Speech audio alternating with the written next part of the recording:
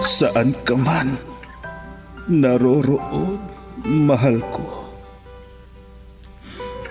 Mananatili kang buhay sa aking puso. Ramdam kita sa bawat sandali. Dahil buhay na buhay ka sa himig ng pag-ibig. Himig ng pag-ibig. I need your love, you brighten up my day. Isang himig na maging gabay sa mga taong wagas na nagmamahalan. Duyan ng malabahagharing pag-ibig na hihili sa puso at pakiramdam. Himig ng pag-ibig. Isang dula na kung saan iikot ang iba't ibang kwento na inyong mapapakinggan mula Lunes hanggang Sabado. Sa pluma at direksyon ni Luvimin Aquino. Dito sa Lovelet Artist and Talent Center Drama Productions, handog sa inyo ng #1 and most trusted radio network in the country, Bumbo Radio Philippines. Basta Radio. Bumbo.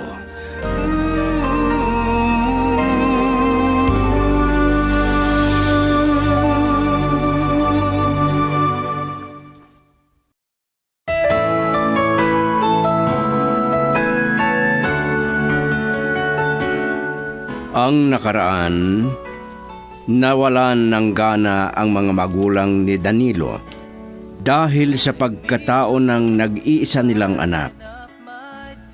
Samantala, mas lalo na nainis si Mang Goryo dahil sa tumboy ang dalaga nila.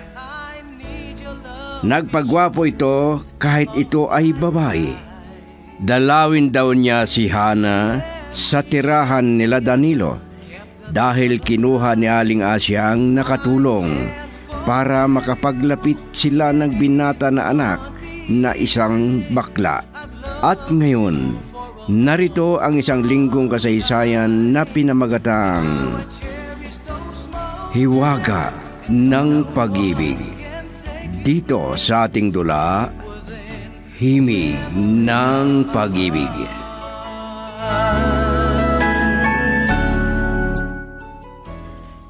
Kaya nga kinuha kita dito sa bahay. At salamat at pumayag ka. Baka sakali na ikaw ang makakapagpabago sa kanya.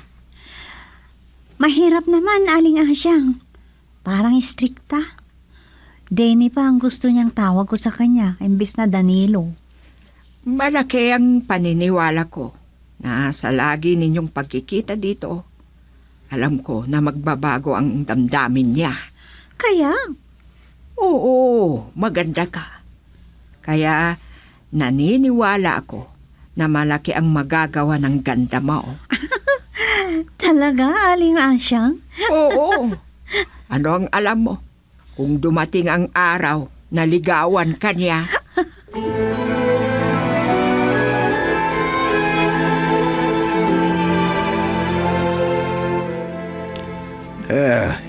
Saan ka na naman pupunta? At nakabihis ka na naman ikaw. Siyempre, dadalawin ko ang isang dalaga, itay. Ano? Sana naman yan. Kung saan ko nakita ang magandang chicks kaninang umaga, itay. Ay, sa bahay nila Danilo ang pupuntahan mo? Nagets nyo, itay. Pero hindi ang Danilo na yon na bading ang papasyalan ko. Kung hindi ang katulong nila na si Hana. Ay, nako anak. Pakiusap. Huwag ka nang pumunta kung gaya mong babae ang sinabi mo na papasyalan mo. Lalaki ako, kako naman sa inyo, itay. Kaya wala kayong karapatan para pagbawalan na pasyalan ko ang chicks. Huwag na kayong humadlang. Ano ka ba naman, anak? Tumigil na kayo, itay.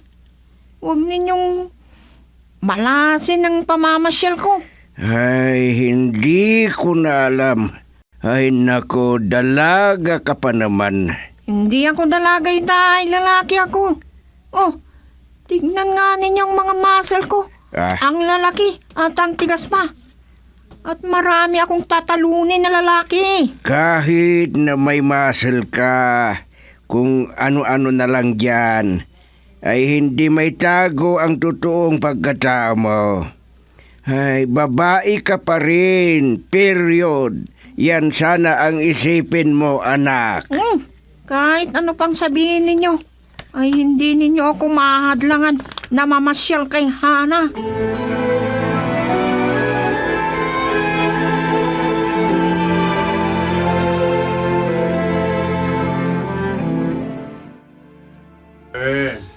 Bakit kayo kumuha ng katulong? Dahil madali na akong mapagod. Kaya naisipan ko na kumuha ng kasama natin dito sa bahay. At mababa lang ang sweldo niya. Sana lalaki ang kinuha nyo. Yung pogi. Hindi babae. Ano? Naku naman anak. Kung lalaki ang kinuha ko na katulong, alam kaya niya ang maglaba, maglinis, at magluto. Sige ka! Maraming lalaki ang alam nila ang trabahong niyan, mother. Meron kung meron. Pero saan tayo kukuha? Marami dyan.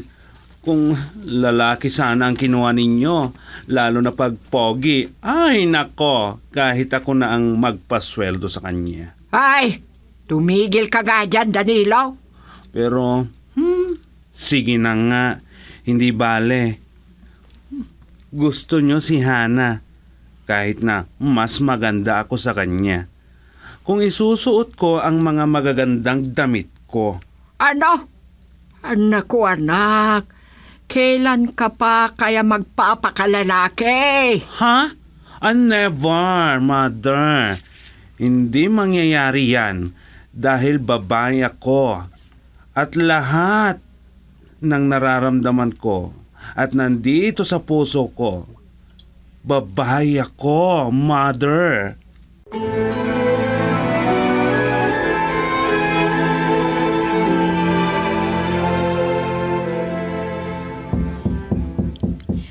Sandali lang, nariyan na. Sino kaya yan? Baka bisita ni Danilo. Kumusta ka na, Hana? Nikki, ikaw pala. Sinabi ko naman sa'yo. Nico ang gusto ko na itawag mo sa akin. Hana, sino ba yung bisita mo? Bakit hindi mo patuloyin? Ay, si Nikki. Ay, ako, aling nga siyang. Nikki Iha, ikaw pala. Bakit? Ano bang sasabihin mo? Sige, pumasok ka. Salamat, aling nga siyang. Sige na, Hana. Ituloy mo na yung ginagawa mo kanina at ako na ang haharap kay Nikki. Opo, iwan ko muna kayo. Sandali lang. Oh, ang kamay ko, Nikki. Bitiwan mo. Ha? Bakit hinila mo si Hana, Iha? May sasabihin ka ba sa kanya? Aling nga siyang. Dalawin ko sana si Hana kung pwede. Ano? Dalawin mo si Hana? Ano ang ibig mong sabihin, Iha? Liligawan mo ang kapwa mo babae? Huwag sana ninyo akong tawaging Iha, aling nga siyang. Bakit po? Ano bang tingin ninyo sa akin? Babae? Ha? Kanina pa kayo nagsasabi ng Iha. Gwapo naman ako sa suot kong polo shirt, maong na pantalon, at ang gupit ko. Iha ang sabi ninyo sa akin. Ano naman ang gusto mong itawag ko sa iyo, Nikki Iha? Iho ang gusto ko na itawag ninyo sa akin. Ano? At huwag na ninyong sambitin ang pangalan na Nikki. Kung hindi, Nico. Nico ang gusto kong pangalan. Hay, hindi ko kayo maintindihan.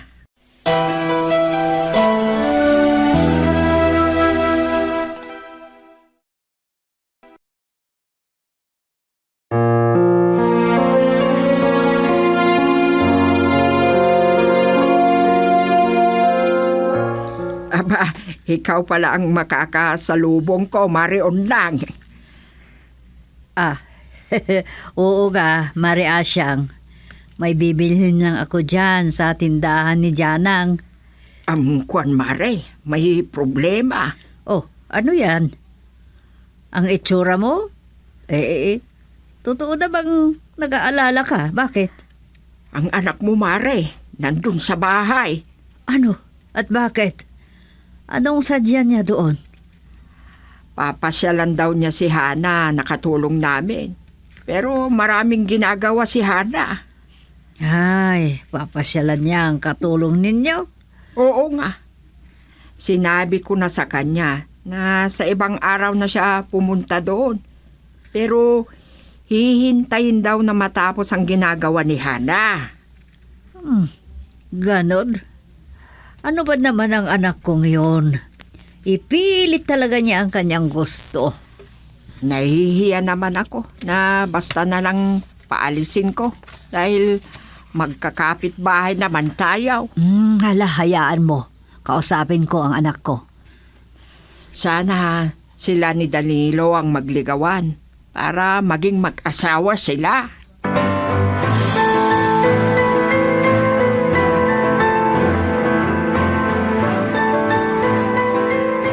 Ang tagal namang maglaban ni Hana. Naiinip na akong naghihintay sa kanya. Naku, ang hirap naman ng ganito. Talaga yatang pinapatagal ang ginagawa niya para hindi siya humarap sa akin. Oh, Nikki ha. Nagkita kami ng nanay mo nang pumunta ako sa store at hinaharap ka. Ganun ba? Sinabi ko na hindi ko alam kung umuwi ka na. Kaya ang sabi niya ay pauwiin na kita at may ipapagawa sa'yo. Hindi pa ako uuwi hanggat hindi ko pa nakakausap si Hana, Aling Asyang. Ano? Pero iha, marami pang trabaho si Hana. May ginawa po akong tula para sa kanya at gusto ko na marinig niya. Ano? Ay nako, iha. Gumising ka na sa katotohanan. Hindi pwedeng manligaw ka sa kapwa mo babae. Sinong nagsabi na hindi, Aling Asyang? Lalaki ako. Kaya natural. Nagaya ni Hana na maganda ang pag-aalayan ko itong nararamdaman ko. Ay nako, nakakahilo kayo. Maganda si Hana, Aling Asyang. At gustong gusto ko siya. Kaya tulungan sana ninyo ako. Makasakali na makumbinsik ko ang damdamin niya. Ay nako, iha. Pareho kayong babae. Kaya kalokohan lang ang nararamdaman mo para sa kanya. Sinabi ko na lalaki ako. Oh, tingnan ninyo ang muscle ko. Ang lalaki at ang titigas. Kahit iharap ninyo ako sa sino mang lalaki, kaya ko sila. Kahit may muscle ka kamo, ay hindi maitatago ang totoo mong pagkatao. Kaya magbago ka na sana, iha. Sayang ang ganda mo. Huwag po ninyo akong tawagin na iha. Naiinis ako kung ganyan ang tawag ninyo sa akin. Kaya umuwi ka na at busy pa si Hana. Oras ng trabaho niya at ayaw ko na maistorbo siya. Ano? Gaya ng sinabi ko at ikinalulungkot ko. Hindi ko kakampihan ang panliligaw mo sa kanya. Ganun po ba? Oo, Nikki. Sinasahuran ko si Hana. Kaya ayaw ko siyang maistorbo. At pasensya ka na kung ganito ang sinasabi ko sa'yo. Kwan, naling nga siyang. Ayaw ko sanang sabihin sa'yo ito. Pero ikinalulungkot ko. At maiintindihan mo sana.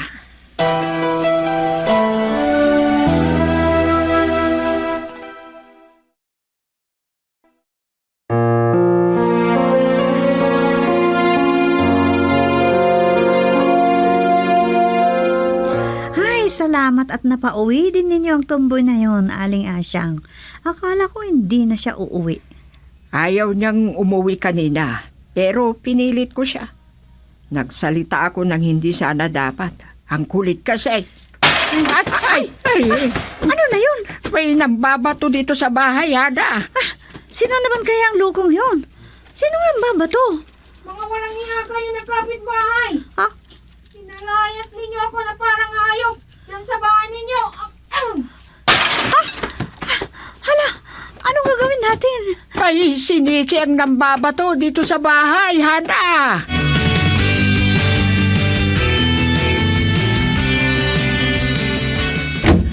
Mga walang hiya. Kakasar. Bakit ka nagagalit na dumating, Nikki? Dahil sa ginawa ni matandang Asyang itay. Bakit? Ano bang ginawa niya na hindi mo ginusto? Ayaw niya. Naligawan ko si Hana na katulong nila. Marami raw trabaho. At ayaw niya na maistorbo. Totoo naman kasi. Hindi oras ng pamamasyal. Oo, pero pinaalis ako na parang aso. Kasalanan mo naman, Nikki. Inday. Oh, nakakaisturbo ka naman talaga. Nakausap ko si Asyang kanina at naikwento sa akin na naroon ka daw sa bahay nila. Ikaw palang may problema eh. Oh, mahiya ka naman sana, anak. Dahil kami ang nauunang napapahiya. Nasar talaga ako. Ano pa, di nambato ako doon sa bahay nila. Ano? Dahil sa inis ko, kaya binato ko ang bahay nila. Ay, ano yung ginagawa mo, anak? Paano kung magreklamo sila sa barangay dahil sa ginawa mo? Bakit naman ginawa mo yon? Talagang nagrereklamo sila. Ayaw kong ginawa nila sa akin. At hindi ko rin nagustuhan na hindi nila payagan na dumalaw ako sa katulong nila. Anak, alam ni Asyang na hindi mo dapat pasyalan si Hana. Kaya ganoon ang sinabi niya. Hindi ako titigil hanggat hindi ko mapasyalan at mapaibig si Hana. Pero paano kung ipapabarangay ka nila? Ay, naku, nakakahiya ka na. Haharapin ko sila. May karapatan ako na may pagtapat ang nararamdaman ko. Kaya walang makakadlan sa akin na batas. Ay, nako. Mag-isip ka nga, Nikki. Isipin mo na lang na ikaw ay babae at hindi lalaki.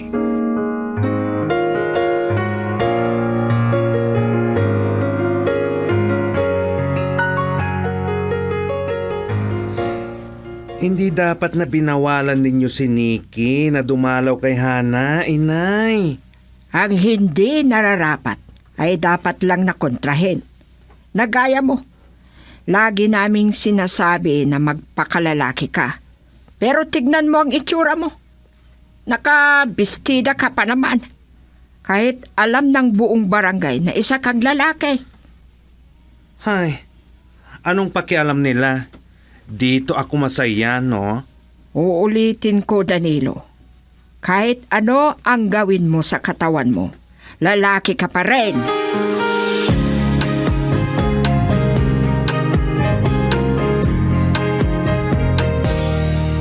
Ayan, ang ganda-ganda ko naman sa suot kong ito. Parang, ang pupula ng labi ko dahil, at napakaliit pa. Mas maganda ko kesa kay Hana na yon. Perfect. Naku! Nakabistida ka na naman? At ano yung ang lit ng nasa labi mo, ha? Maganda ako, di ba, Hana?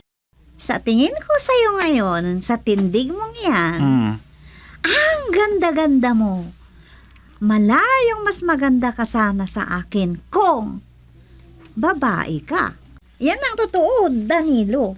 Hoy, Denny, hindi Danilo. Sige na nga, Denny kung Denny. Talagang mas maganda ako kesa sa'yo, bruha. Kahit totoong babae ka, pero ako ay lalaki raw. Oo.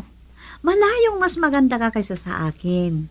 Pero kahit anong ganda mo, lalaki ka pa rin. Ano? May mga bagay na meron sa amin na mga babae na wala sa inyo. So what? At ang masasabi ko ay, sayang. Sayang ang pagkagwapo mo, Danilo. Ay, hindi sayang. Dahil maganda ako, bruha. Hindi ka maganda kundi gwapo ka. Ay, hindi ko alam sa'yo kung bakit may ganyan na gaya mo. Ang sabi ko naman, wala kayong pakialam sa gusto kong gawin. Dahil hindi naman kami nakikialam sa inyo, ah. Oo, pero ay naku Danilo, sabi ko naman sa'yo, mas mabuti kung itigil mo na yung pagkatanga mo. Ano?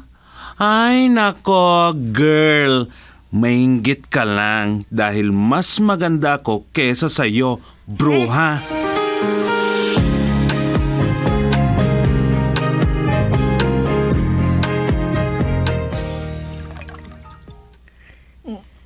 Nako.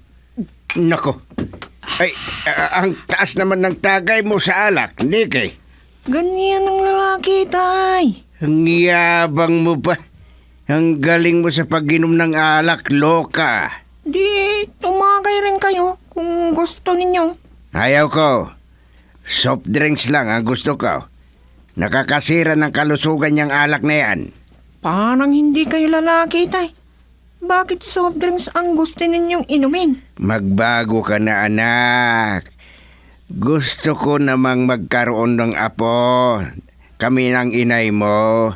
At ikaw lang ang makakapagbigayan kung makipag-asawa ka. Itay, malayong mangyari ang pinapangarap ninyo na magkakaanak ako. Dahil lalaki ako. Babae ka! Lalaki ako! Babae ka, sabi ko! Bakit pa pinipilit ninyo? Lalaki ako! Basta lalaki ako!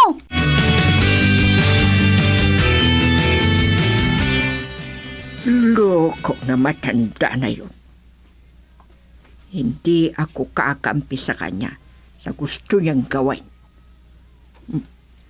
Susunugin daw niya ang damit ni Danilo na pambabae para mapilitan na magsuot ng damit na panlalaki.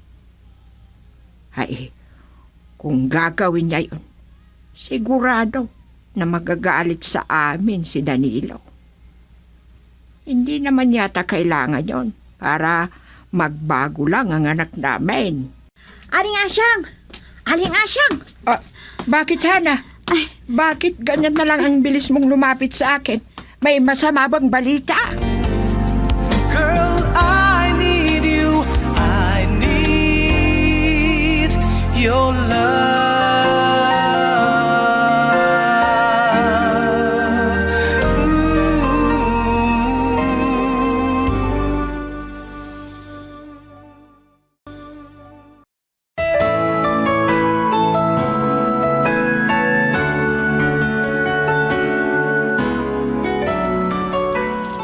Ano ang mga susunod na mangyayari? Mga kaibigan, sundan bukas ang karugtong ng isang linggong kasaysayan na pinamagatang Hiwaga ng Pag-ibig. Dito sa ating dula, Himig ng Pag-ibig.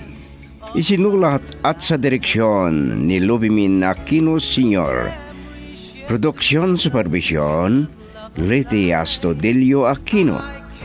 Handog sa inyo ng #1 and most trusted radio network in the country. Bombo Radio Philippines.